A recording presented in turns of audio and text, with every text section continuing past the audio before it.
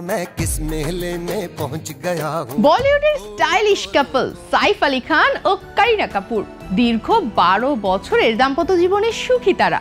তবু সাইফের মনে রয়ে গেছে এক অন্য নাম, তার নাম অমৃতা সিং। সম্প্রতি কাজল ও টুইঙ্কেল খান্নার সঞ্চালনায় এক অনুষ্ঠানে অতীতের কথা তুলতেই সোজা সাপটা স্বীকারোক্তি, হ্যাঁ কারিনার সঙ্গে আমি সুখী, কিন্তু অমৃতাকে ভুলে যাওয়া সহজ নয়। সাইফ বলেন, অমৃতা আমার জীবনে খুব গুরুত্বপূর্ণ ভূমিকা রেখেছে। ফিল্ম ইন্ডাস্ট্রিতে নিজের জায়গা খুঁজে নিতে ওর পরামর্শ, ওর বিশ্বাস আমাকে অনেকটাই তৈরি করেছিল। আলোচনার মাঝেই কাজল মজা করে বলেন, তোমাকে তো ভালোই মানুষ করেছে। হেসে জবাব দেন সাইফ, ঠিক তাই, আমাদের সন্তানদেরও ভালো মানুষ করেছে, সেই কারণেই আজও ওকে মনে পড়ে। বর্তমানে অমৃতার সঙ্গে তার সম্পর্ক বন্ধুত্বপূর্ণ, তবে যোগাযোগ কিন্তু খুব একটা হয় না।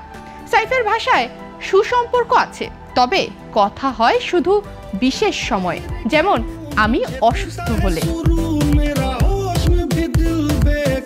1991 সালে নিজের চেয়ে 12 বছরের বড় অভিনেত্রী অমৃতা সিংকে বিয়ে করেছিলেন সাইফ আলী খান। তাদের সংসারে জন্ম নেয় 2 সন্তান, সারা আলী খান ও ইব্রাহিম আলী খান।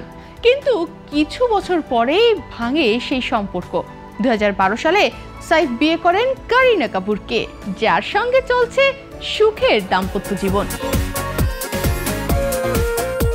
জীবনে নতুন অধ্যায় শুরু করলেও পুরনো স্মৃতি থেকে পুরোপুরি মুক্তি পাননি সাইফ। কারিনা পাশে থাকলেও কোথাও না কোথাও অমৃতার ছায়া এখনো রয়ে গেছে হৃদয়ের এক কোণে।